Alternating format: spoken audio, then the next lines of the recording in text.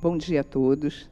Tentarei falar lentamente, o que é quase impossível quando nos empolgamos. Né?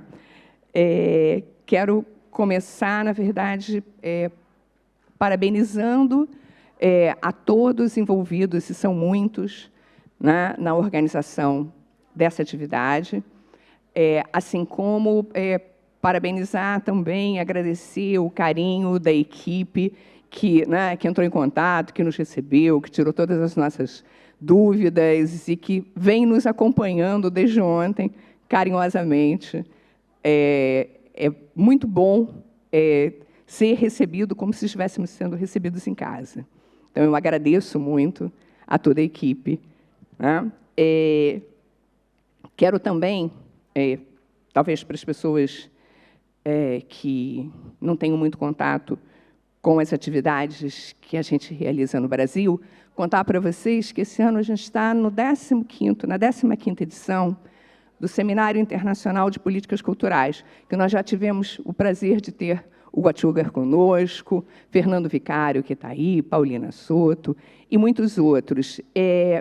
Quando a gente imaginou, na Fundação Casa de Rui Barbosa, um seminário específico sobre políticas culturais, e ele é um seminário com corte específico, e nós nominamos esse seminário de Seminário Internacional. O objetivo do diálogo sempre foi a Iberoamérica. Então, se vocês olharem, passarem pelas edições de todos os anos, né, os nossos convidados internacionais, os nossos convidados estrangeiros, sempre foram pesquisadores latino-americanos, na certeza da importância de nos conhecermos melhor, de podermos trocar informações, né, intercambiar, né, impressões, experiências, para que a gente pudesse, de alguma forma, em cada um dos nossos países, ou em cada uma das nossas pesquisas, ou em cada uma das nossas instituições de ensino, poder compartilhar melhor realidades que até então conhecemos pouco. E aí eu vou falar do Brasil especificamente. Nós somos um país muito grande e muito diverso. Né? Sozinhos já temos uma diversidade gigantesca. E conhecíamos realmente menos, né? Conhecemos menos do que estava acontecendo na América Latina. Então, essa é uma experiência muitíssimo interessante. Né? Várias pessoas já estiveram lá, vários especialistas, né? Alguns que estão aqui, outros que não estão, e é uma experiência que eu considero fundamental para o diálogo também dos estudos acadêmicos. Com isso, em geral, a gente também publica as conferências e faz com que as ideias circulem em português, até mesmo porque, por conta de sermos o único país de língua portuguesa e o restante de língua espanhola, em geral, as publicações, as traduções são poucas, né? E que eu espero que esse cenário mude. Eu não sou uma pessoa disciplinada com tempo, então eu escrevi. Né? Acho que tem professor que é disciplinado, mas eu não sou. Então, 10h15, vamos lá.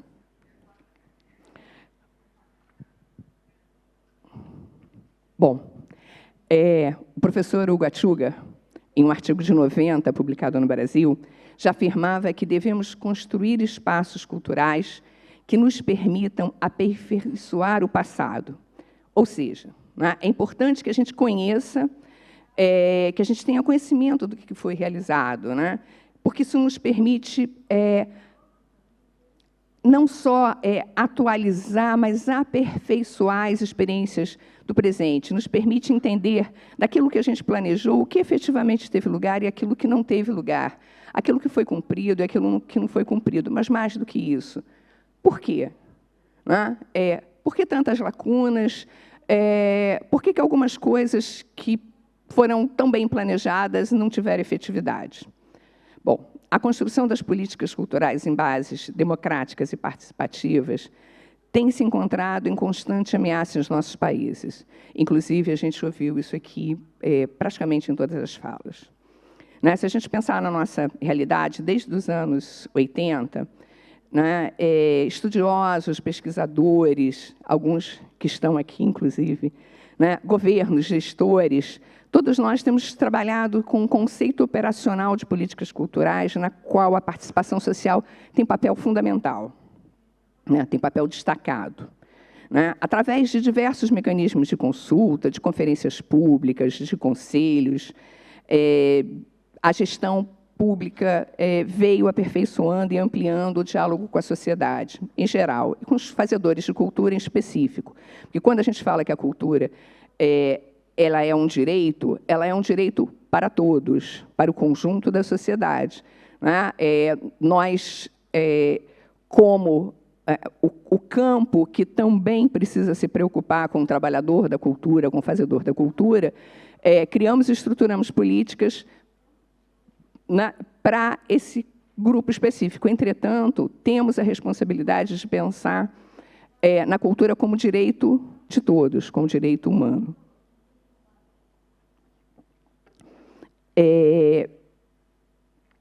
Enfim, e pensando nisso, na verdade, não poderia ser diferente, né, para a dinâmica do campo cultural. Talvez o maior desafio contemporâneo para a Iberoamérica não seja necessariamente colocar a cultura nos campos das políticas públicas e dos direitos.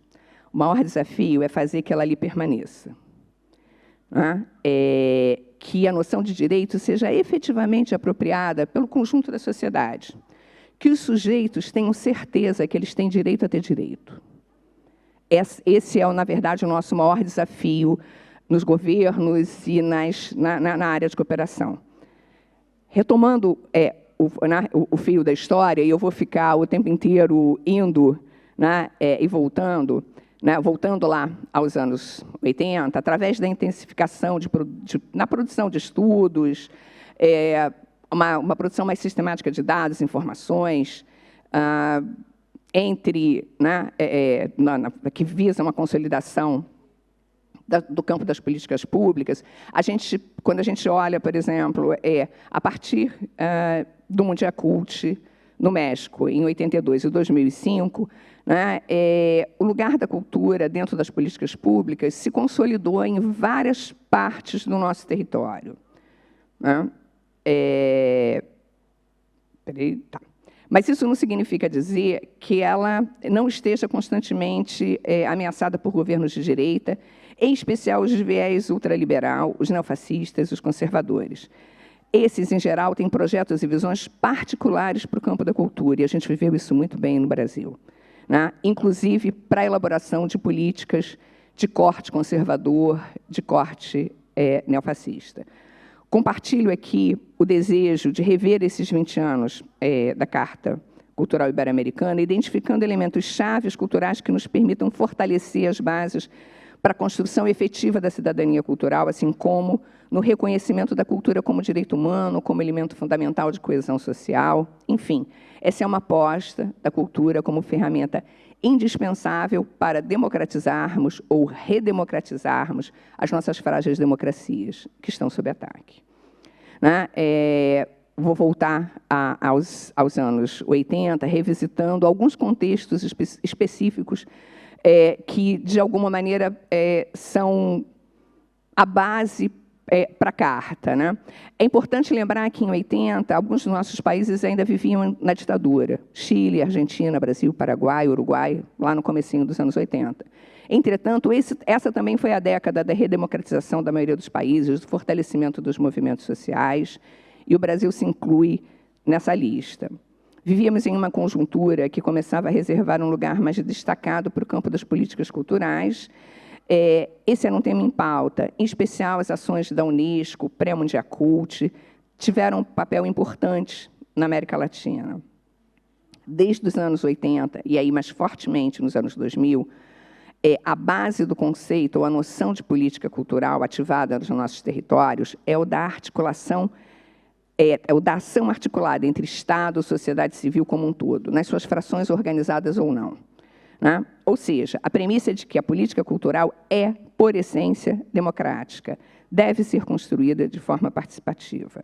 Não deve ser uma ação de gabinete, não se trata de uma política construída por uns poucos para muitos, né? É algo que necessita necessita ser construída participativamente, a partir de um olhar atento, uma escuta ativa e um conhecimento efetivo por parte dos territórios.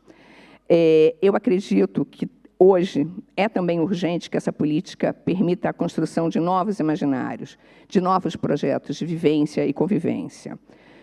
Ainda nos anos 80, a gente viu a cultura, na verdade, ser utilizada, inclusive, no processo de cerzimento, né, de algumas das nossas sociedades. E a gente tem como caso especial o caso da Colômbia. Né? A Marta Helena Bravo nos conta, nos seus escritos, que o departamento de Antioquia, né, que é a capital da Medellín, foi o primeiro a formular um plano geral de cultura, um plano regional de cultura. A Colômbia, por exemplo, em 97, teve promulgada a Lei Geral de Cultura, que influenciou a criação do Ministério, e que, seguida de uma elaboração de um plano de cultura decenal, que era um outro modelo, que é um outro modelo, que ultrapassa os governos, os tempos de governo, e cujo título era, né, Em Direção a uma Cidadania Democrática e Cultural. Y es un plan que tiene como objetivo trazar y elaborar una participación Ampliada, conhecer e reconhecer a diversidade regional, étnica, linguística, e esse processo colombiano, inclusive, inspirou o Plano Nacional de Cultura brasileiro, que está indo, decenal, que está indo para a sua segunda edição. A estratégia no processo de redemocratização da utilização de planos de cultura também foi utilizada pela Argentina, que, como ressalta Bayardo, planos de efetividade questionável, mas que não mostra um pouco das necessidades do campo. Os recortes temáticos dos planos argentinos nos mostram as desigualdades a serem enfrentadas. O primeiro foi voltado, óbvio, para a questão da redemocratização, liberdade de expressão, estímulo à produção cultural. O segundo foi elaborado e pensado a partir das províncias, num processo de descentralização e desconcentração na Argentina, que tem um processo de concentração em Buenos Aires de produção cultural muito grande. E o terceiro, na verdade, foi voltado para fortalecer o caráter nacional da produção, pensando a cultura nacional e pensando a produção nacional argentina como a soma das culturas e dos fazeres regionais. Enfim, isso é um pouco do contexto que a gente tem lá em meados e fins dos anos 90, que, de alguma forma, fazem a base, o cimento para aquilo que a gente vai ter nos anos 2000, com as cumbres, inclusive com a Carta Ibero-Americana. Quer dizer, essa é a cena que está atrás, exatamente dos acordos e das cartas. No início dos anos 2000, a gente observa que a discussão sobre as políticas culturais, que a produção acadêmica sobre as políticas culturais e que as ações efetivas elas vão se multiplicando, inclusive com a produção de indicadores, informações, como é o caso do material produzido do Convênio Andrés Bello, que, apesar de ser da área de educação, produziu estudos destacados e fundamentais, nos fez pensar, e lembro aqui do Chile, na questão da construção das contas nacionais, de entender qual era o PIB da cultura, entender qual é o papel da cultura, até para que possamos negociar melhor com os governos, a ausência de recursos efetivos, entender qual a contribuição para poder cobrar que isso seja restituído para o campo da cultura em termos de orçamento, investimento, aplicação. Enfim, esse é um pouco do cenário que a gente vai, que antecede o momento da elaboração da Carta Cultural. Então, é interessante, eu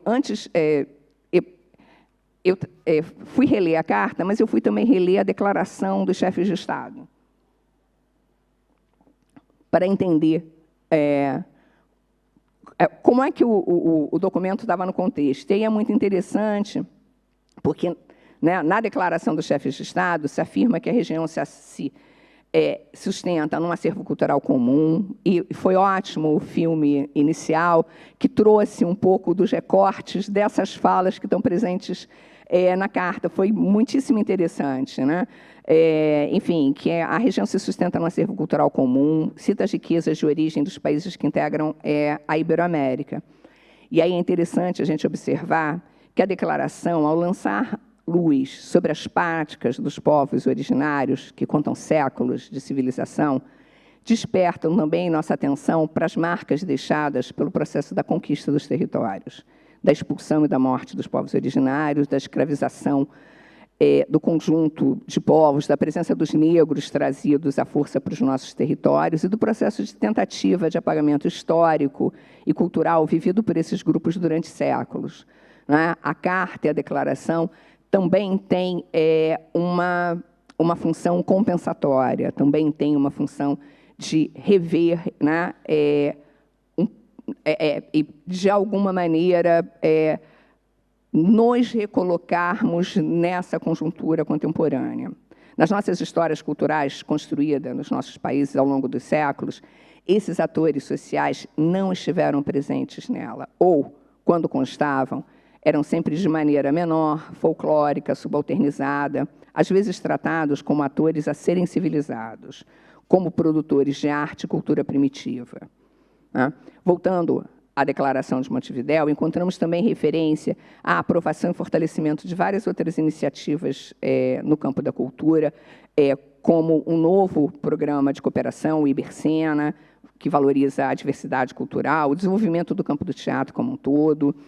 E é importante, muito importante, a gente ressaltar a importância dos programas de cooperação cultural no nosso contexto, que é de instabilidade constante nos governos, inclusive de investimento, e muitas vezes os programas compensam e permitem que as coisas continuem a existir, né?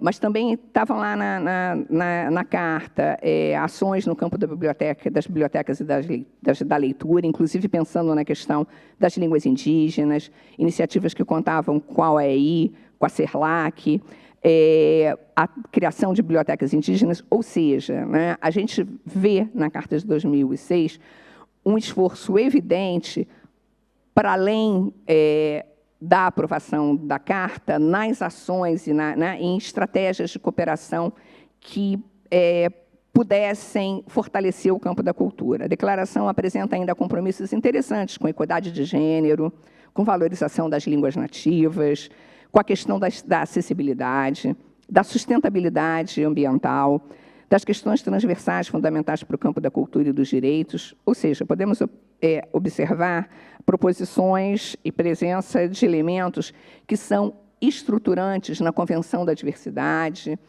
né? O encontro tem uma série de compromissos que são fundamentais para o que está posto para a Carta Cultural. Ela é uma carta absolutamente em harmonia com tudo que foi discutido no conjunto da reunião. Olhar para os resultados do encontro de cúpula, para além do que está proposto na Carta, é um exercício de pensar as políticas culturais num conceito ampliado de cultura, né? Observar como é que as transversalidades estão sendo tratadas, e as transversalidades são fundamentais, porque a gente está tratando de áreas onde a governança não é da cultura, a governança é das outras áreas específicas. A governança da educação está na área de educação. Aqui a gente tem o Ministério da Educação e Cultura. No Brasil, a gente tem 2 ministérios, que nem sempre andam juntos e, muitas vezes, andam, algumas vezes, em direção oposta, né? Então, e aí, assim, a gente não pode negar que a Carta reflete muito do próprio tempo. As imagens hoje do encontro foram reveladoras, né? Quem são os atores sociais que estão naquele encontro e o desejo daquele grupo, né?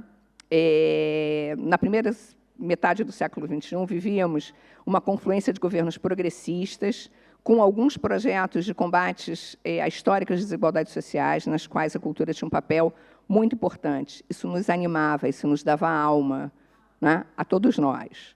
Né?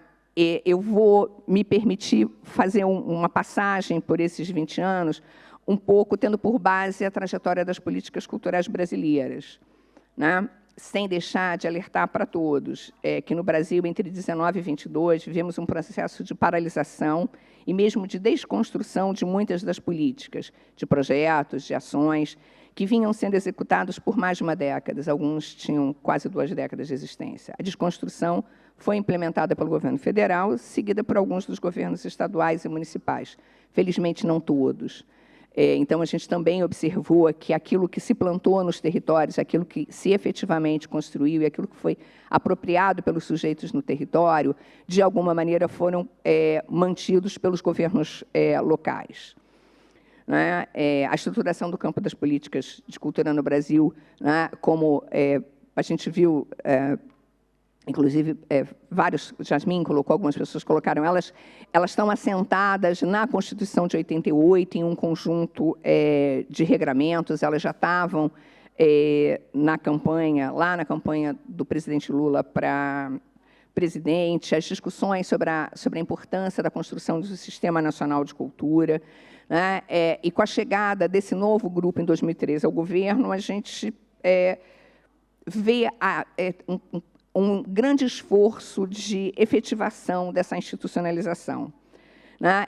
E, de pronto, houve uma preocupação em entender como é que essas questões vinham sendo tratadas na América Latina por parte desses novos integrantes no governo. Né? O Brasil queria muito entender o que estava sendo construído e queria muito participar desse diálogo. E aí, um dos pontos chaves que atravessa toda a Carta Cultural é o da diversidade cultural. Essa também foi uma questão fundamental na gestão do ministro Gil na primeira década do século XXI. O Ministério da Cultura foi reestruturado e, entre as suas secretarias, foi criada a Secretaria de Identidade e Diversidade Cultural. Esse binômio foi, inclusive, muito criticado por muitos intelectuais. O país estava muito próximo ao período da ditadura, e nos nossos países a discussão sobre identidade cultural serviu como de identidade nacional, de identidade cultural, de nacionalidade, né, serviu como justificativa para muitos dos crimes contra a humanidade que foram cometidos nos nossos países, né, no Brasil, na Argentina, no Chile, aqui, enfim. Né? E aí saúdo, inclusive, a marcha de ontem, acho fundamental, né, o exercício da memória, né, o exercício da não permissão do apagamento, para que, né, se a gente lembrar, talvez, se a gente relembrar, quem sabe não aconteça de novo. Né? A gente não tem garantia, mas essa é uma das formas de nos posicionarmos contra o retorno de muitas coisas que assistimos na América como um todo. Né? E, olhando de novo para a carta, verificamos que o tema identidade, porque no Brasil, quando lá, né, 2003, quando se discute a criação de uma Secretaria de Identidade e Diversidade, tem uma crítica como se o tema da identidade tivesse perdido sentido e que a gente tivesse trabalhar só com o tema da diversidade. Entretanto, quando a gente olha para a carta, a gente vê que, em vários momentos, o documento reitera a necessidade de traçar com uma atenção especial dentro das políticas culturais a questão da identidade. Né? Nos discursos, enfim, as políticas contemporâneas, né, as políticas culturais contemporâneas necessitam reconhecer as múltiplas identidades que conformam os nossos territórios, até mesmo para poder implementar políticas de diversidade que permitam o efetivo exercício do direito cultural desses sujeitos. Essa é uma tarefa que está longe de ser plenamente concretizada no conjunto da nossa Iberoamérica. O exercício de uma secretaria ou de uma política de identidade e diversidade permite conjugar nesse mesmo guarda-chuva ações que permitam fortalecimento das identidades violentadas nos processos de conquista e dominação, de modo que possa ocorrer uma efetiva compensação da dívida histórica e que os sujeitos possam efetivamente serem considerados objeto principal das políticas da diversidade. É exatamente nesse diálogo e nesse processo de conhecimento que a gente efetiva as nossas políticas de diversidade, né? Que a gente possa permitir que esses sujeitos possam abandonar as posições subalternizadas a que sempre tiveram submetidos. Necessitamos de muitos espaços de diálogos, como o que temos hoje aqui. Mas também precisamos aperfeiçoar e ainda fazer alguns alinhamentos conceituais mínimos que coloquem os países da América Latina em um mesmo horizonte de visões, né? E não falo de visões homogeneizadoras, mas sim de princípios básicos das políticas que precisam ser alinhados, né? A Carta reforça a questão da centralidade da diversidade cultural, que é pauta fundamental, né? O tema é um tema para ser tratado por políticas e programas específicos, assim como também a gente precisa prestar atenção nas discussões sobre as políticas transversais que estão postas, inclusive na Carta, como a educação, mas também o meio ambiente, a saúde, o turismo, né? Se, por um lado, o próprio campo das políticas culturais, a questão da diversidade, o conceito ampliado de cultura, vem sendo trabalhada de forma diversa, o diálogo com os outros campos das políticas públicas, esses campos transversais, caminham lentamente. A gente pode usar aqui o exemplo da educação, né? E eu vou usar o exemplo brasileiro, né, que eu conheço. As nossas estruturas curriculares são muito rígidas, né? Quase impermeáveis às contribuições das outras políticas setoriais. A valorização do conhecimento produzido por esse conjunto de segmentos da sociedade e que nós estamos o tempo inteiro fomentando e valorizando, raramente eles são incorporados aos currículos uniformizados, aos currículos da educação básica. Isso nos deixa, nos mantém numa continuidade histórica de subalternização, né? Então, e a Carta traz essa recomendação do diálogo entre a cultura e a educação, né? Sobre a incorporação dos conteúdos da cultura ibero-americana, das comunidades tradicionais, né? Essas ações são transversais, precisam de um diálogo intenso com a área da cultura. E vou usar, de novo, um exemplo brasileiro. Na construção do Plano Nacional de Cultura, algumas metas eram metas de ação transversal, né? O nosso Plano Nacional de Cultura foi um plano de 2010 a 2020. Uma delas estava assentada numa iniciativa que foi iniciada pelo próprio Ministério da Educação, que era o reconhecimento dos saberes dos mestres da cultura, né? Então, se construiu uma meta no Plano Nacional de Cultura, uma meta decenal, baseada num plano em parceria com o Ministério da Educação, e que nós considerávamos na cultura um elemento fundamental, né, que era o reconhecimento desse saber. Pois bem, em pouquíssimo tempo, acho que 2 anos depois, essa política foi descontinuada no Ministério da Educação, né? E, na verdade, a meta do Plano Nacional de Cultura não pôde ser atingida e não houve diálogo que fizesse que a gente conseguisse fazer que o programa voltasse. Agora, essa discussão está de novo na pauta, está de novo na pauta, mas ela foi simplesmente descontinuada. Então, também a gente precisa trabalhar muito e com muito cuidado as ações transversais e fortalecer as nossas parcerias com os nossos parceiros. Muitas dessas atividades não dependem, não estão na governança da cultura, né? Bom, cruzando o campo da diversidade, indo para a questão do direito, né, da forma universal, assim como das ações compensatórias, da valorização, reconhecimento das culturas populares, entre outras transversalidades, queremos destacar o Programa Cultura Viva, né, que eu acho que ou a Política Nacional Cultura Viva.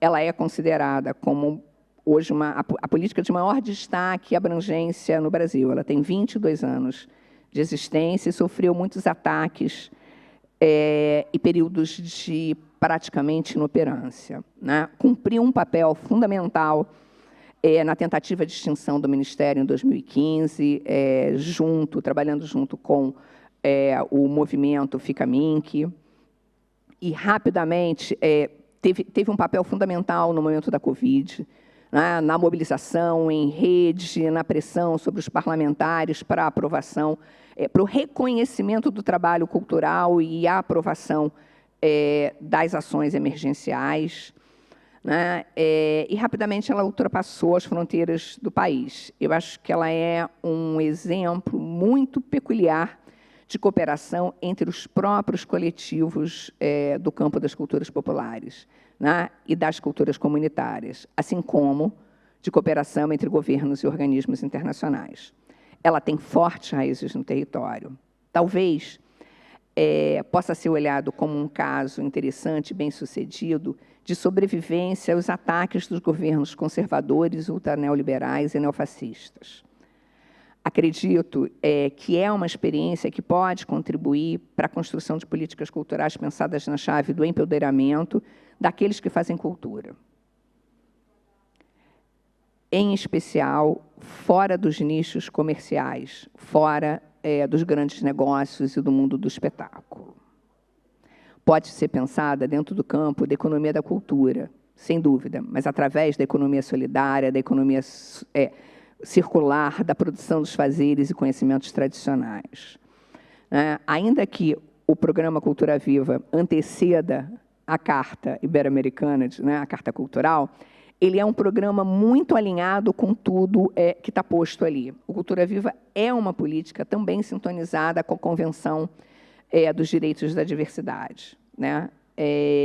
Em primeiro lugar, por fomentar aquilo que já é realizado no território. Ele tem um desenho diferente, é uma política mais democrática, é uma política que estabelece ações e faz chegar os recursos públicos em territórios com históricos de ausência da presença do Estado, onde só costumam atuar, na verdade, os órgãos de controle e repressão, muitas vezes. Né? Ao fazer isso, é uma política que avança na compensação dos direitos humanos e culturais, permite a criação de estratégias de preservação do patrimônio cultural, em especial na sua vertente material. Ao permitir que o recurso público chegue a uma parcela da população que nunca recebeu esse tipo de fomento, a política contribui com o combate dos altos índices de desigualdade social, reconhecimento da diversidade, cria oportunidades para criação e implantação de estratégias contra-hegemônicas, na disputa da construção dos imaginários dos nossos países, das visões de cultura ainda muito marcada por um imaginário colonizado. Ao valorizar e potenciar as práticas tradicionais, coloca em pauta a questão da sustentabilidade ambiental. Podemos observar a potência da política por dois vieses, seja pela articulação da própria sociedade civil ou através dos governos e dos organismos de cooperação. Ainda no período em que o Cultura Viva era um programa, ele já articulava ações tentando aproximar grupos, se aproximar com outros grupos da cultura comunitária da América Latina. É certo que as redes entre eles já existiam, elas não foram inventadas por nós e nem foram inventadas pelo Cultura Viva. As redes de circo, teatro de rua, nós não inventamos nada, mas, na verdade, nós potencializamos as iniciativas já autogestionadas, as iniciativas de circulação. O desenho do programa está assentado sobre a importância da potência da ação da articulação em rede. Os pontos de cultura são o principal ator da política.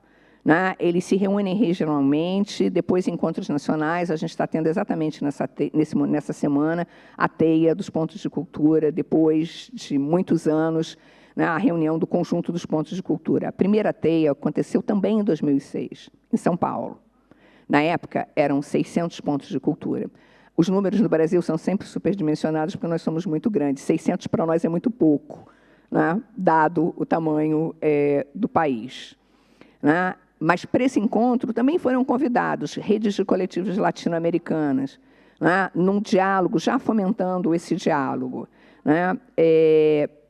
Não é o caso da gente detalhar as ações, mas da gente entender como é que o desenho da política, que se transformou em política pública por pressão do movimento, a política Cultura Viva, aprovada em 2014, ela foi uma demanda dos pontos da rede junto aos parlamentares, identificando uma inoperância ou uma baixa operância do Ministério da Cultura. Então, é muito interessante a gente perceber o trajeto e as estratégias de construção de política dos próprios grupos.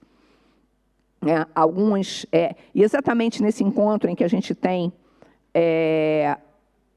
convidados do Movimento de Cultura Comunitária da América Latina, se começa a discutir a possibilidade de um programa Cultura Viva latino-americano.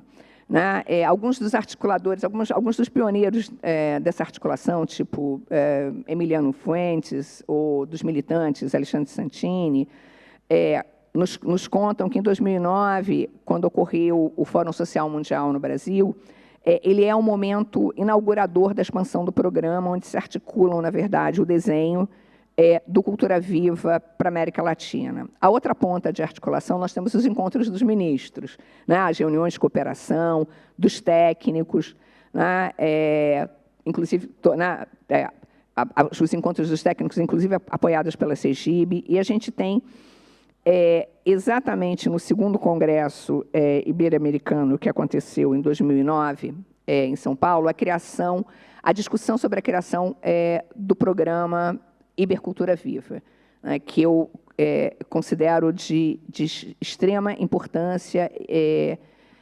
estratégico. O Iber proposto foi aprovado em 2013 lá no Panamá, na cúpula do Panamá. Só que é muito interessante que, antes de acontecer a cúpula e do programa ser aprovado, em 2013 já acontecia o primeiro Congresso Latino-Americano de Cultura Comunitária, ou de Cultura Viva Comunitária, ou seja, os movimentos se antecipam e fazem, na verdade, o encontro que acontece na Bolívia antes mesmo dos governos, antes mesmo da decisão oficial e do lançamento oficial do programa. Ele é muito interessante a gente observar todo esse processo. E eles dizem, na declaração, no livreto do programa, está escrito que trabalham na organização desse primeiro encontro latino-americano, os companheiros, o Teatro Trono, representantes da Bolívia, do coletivo latino-americano, o pessoal da plataforma Puente Cultura Viva, que está sendo criada naquele momento, integrantes de redes, organizadores, coletivos, Rede Telares, outros coletivos da Bolívia, contam com um apoio importante do conjunto das organizações e respaldo do governo plurinacional da Bolívia. E que, na verdade, a ideia também, naquele momento, impulsionar a criação da Lei Cultura Viva na Bolívia. E aí é interessante, foram várias caravanas organizadas de várias regiões, autogestadas, num processo que sempre nos dá muita esperança. Eu sei que a gente, depois disso, enfim, a gente tem os anos seguintes, os processos de construção, desconstrução, mas eles são fundamentais. Então, a gente observa que há uma confluência entre os diálogos e os projetos para potencializar as experiências latino-americanas surgidas entre esses grupos fazedores de cultura vinculados ao mundo da cultura comunitária, uma disposição da área governamental da cultura de diversos países a construir seus programas inspirados no Cultura Viva com as suas particularidades, programas que apoiam a diversidade, que apoiam os povos originários, que apoiam a descentralização e a desconcentração dos recursos, tudo isso construído sob pressupostos democráticos e participativos. Entre os programas IBER, ouso dizer que eu considero o Cultura Viva, o IBER Cultura Viva, pelo próprio desenho, como um programa que tem grande potencial de ativamento e reconhecimento das identidades culturais que conformam os nossos países. E não estou aqui desvalorizando os outros iberculturas, que são vários, mas assim, eu considero muito potente. Eu acho que ele abrange um largo espectro social, cidade-campo, cultura urbana, cultura rural, linguagens artísticas tradicionais e clássicas com linguagens ultras contemporâneas, várias faixas etárias, enfim, diversidade de gênero. É um campo rico de experiência e políticas dessa diversidade que está presente e está dita no conjunto dos nossos documentos. E a gente pode trazer experiências como, por exemplo, a potencialização disso, como o programa de formação do IBER Cultura Viva, que atualiza, insere, discute para o conjunto da Iberoamérica, num processo de formação dos sujeitos na forma de pensar e de agir da cultura comunitária. Enfim, né, esse é um caso interessante de construção de políticas culturais desenhada de acordo com as realidades de cada país, mas com pressupostos que também permitam que elas sejam vivenciadas como políticas de cooperação regional, né? A partir das ações de estímulo, o apoio ao programa Ibercultura Viva, ele fortalece, inclusive, a noção de comunidade ampliada. Basta ir aos programas Iber, que essa questão está super presente, né, de uma comunidade ibero-americana. Bom, se por um lado o fio histórico, e preciso me encaminhar para o final, nos permite observar uma política de continuidade e que passa por um processo de constante aperfeiçoamento, nessa mesma trilha, no Brasil, nos mostra os riscos da descontinuidade, dos ataques, daquilo que a gente chama de guerra cultural, né? Gostaríamos de destacar a importância e o papel dos acordos, das convenções, dos organismos internacionais, como o programa Iber, nos momentos adversos, né? A arena sobre a qual se constroem as políticas culturais, ela é de constante disputa por reconhecimento, e que se consubstancia, como foi dito aqui, em recursos financeiros, humanos, materiais, articulação política transversal e apoio e diálogo com a sociedade civil. O acionamento dos documentos, nos momentos adversos dos documentos internacionais acordados, ele tem um papel estratégico para que a gente crie brechas nos processos de negociação, né? E aí eu vou usar novamente o exemplo Iber. Por exemplo, no ano passado, no Seminário Internacional, nós fizemos uma atividade de comemoração dos 10 anos do programa Iber, onde nós tivemos 10 trabalhos selecionados da América Latina inteira. 5 foram trazidos pelo Brasil, 5 foram trazidos foram financiados e tiveram becas do programa Iber. Então, essa possibilidade, inclusive, de potencializar as próprias ações que acontecem fomentadas pelos países. Se é certo que nos nossos países as proposições e objetivos da Carta não foram plenamente cumpridos, e isso é importante que a gente olhe e perceba, muito se avançou em termos de direitos culturais, de reconhecimento da diversidade, de reconhecimento da valorização das culturas dos povos originários, de ampliação do conceito de cultura. Agora, um dos maiores desafios, para além de implementar os projetos de políticas democráticas e participativas, novamente reafirmo, é mantê-las, é torná-las perenes, é conseguir que elas estejam tão enraizadas nos territórios e tão apropriadas pelos sujeitos que o custo político de desfazê-las seja alto, a ponto de não valer a pena, né? É necessário o investimento no trabalho da criação da consciência crítica, de modo que a sociedade se dê conta da perda dos direitos a cada processo de desmonte. É certo que passaram 20 anos da aprovação da Carta, quase o tempo de uma geração. Um tempo que foi marcado pela pandemia de Covid, que introduziu o uso massivo da tecnologia, que impactou nas práticas cotidianas, inclusive nas formas de fazer e consumir cultura. Elas não são mais as mesmas, né? Ainda estamos nos recuperando e tentando entender o que efetivamente não será retomado das práticas que conhecíamos. Devemos nos perguntar, perfeito, mas quais são as urgências contemporâneas? Necessitamos de estratégia para atingir os objetivos que ainda são prioritários e não foram alcançados. Precisamos entender por que isso aconteceu, por que a gente não conseguiu chegar lá, o que ficou faltando, né, em cada um desses pontos. Vivemos tempos de radicalização dos movimentos de direita, há um namoro e uma conquista de parte da juventude por parte desses movimentos de direita. Na atualização das urgências contemporâneas tem que estar a garantia da democracia, está a discussão do direito a ter direito. A cultura necessita da democracia para florescer livremente. Em nossas similitudes está o fato de sermos países onde ainda convivem várias temporalidades históricas, algumas vezes por resistência, algumas vezes por manutenção de profundas desigualdades sociais e econômicas. Temos muito a fazer, né, que ficou no caminho da Carta, mas temos muito a que atualizar. Né? São novos tempos, as inovações no campo tecnológico, as confluências da mídia, as novas dinâmicas dos movimentos sociais, as ações em rede pós-pandemia, demandam a construção de novas ações e estratégias para implementá-las. Estamos convidados a buscar os tempos de mudança, é isso.